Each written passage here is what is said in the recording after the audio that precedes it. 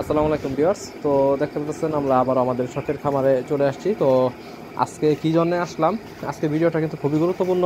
আজকে আমাদের খামারে আসার উদ্দেশ্য হলো এটা যে আমরা এখন মুরগি তুলতেছি না। তো এখন মুরগি না তোলার কিছু কারণ আছে এবং কারণগুলো কি কি এইগুলো আপনাদের সাথে শেয়ার করব।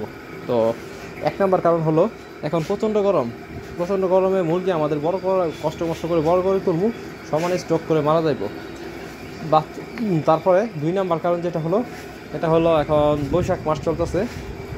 যে কোনো সময় আচমকা মনে করেন কালবৈশাখী সিজন এসে পড়বো, কালবৈশাখী জ্বর শুরু হয়ে যাব।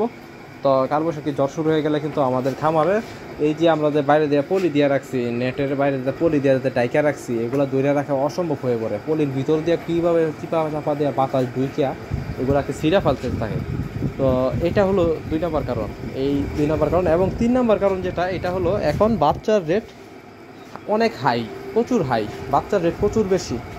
তো বাচ্চার রেট বেশি থাকার জন্য কিন্তু আমরা এখন মুরগি তুলবো না, কারণ একটা বাচ্চার রেট এখন আছে 70 টাকা, 60 টাকা, 70 টাকা। তো একটা আমরা এত গরমের মাঝে যদি মুরগি তুলবো, মুরগি তুলে পরিশ্রম মনে হয় দিলাম, ঠিক আছে, কিন্তু এখানে যদি আমাদের একটা দুইটা বা চারটা পাঁচটা 10টা মুরগি মারা যায়, 70 টাকা করে 10টা মুরগি মারা গেলে কত হতেছে আপনার? 700 টাকা।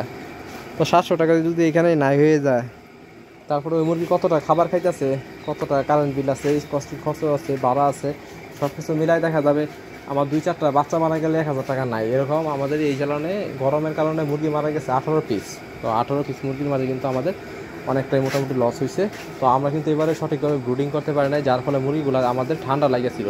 ঠান্ডা লাগার ফলেও কিন্তু সঠিক ওয়েটটা আমাদের আসে নাই।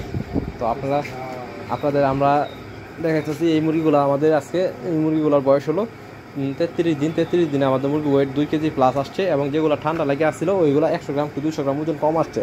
তো ঠান্ডা লাগার ফলে যে ওয়েট কম আসে, এটা এর একটা প্রমাণিত একদম।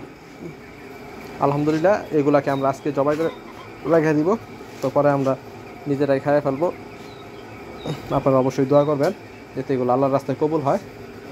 আর আজকে মুরগির খামারটা আমরা পরিষ্কার করতেছি। আর আমরা কেন মুরগি এখন তুলবো না এটা তো আপনাদের জানাই দিলাম। যারা ছোটো খামারে আছেন তারা অবশ্যই এরকমভাবে এখন মুরগি না তোলাই ভালো। তো আর যারা গরমের ভিতরে মুরগি তুলে ফেলছেন তাদেরকে আজকে একটা সলিউশন দিব।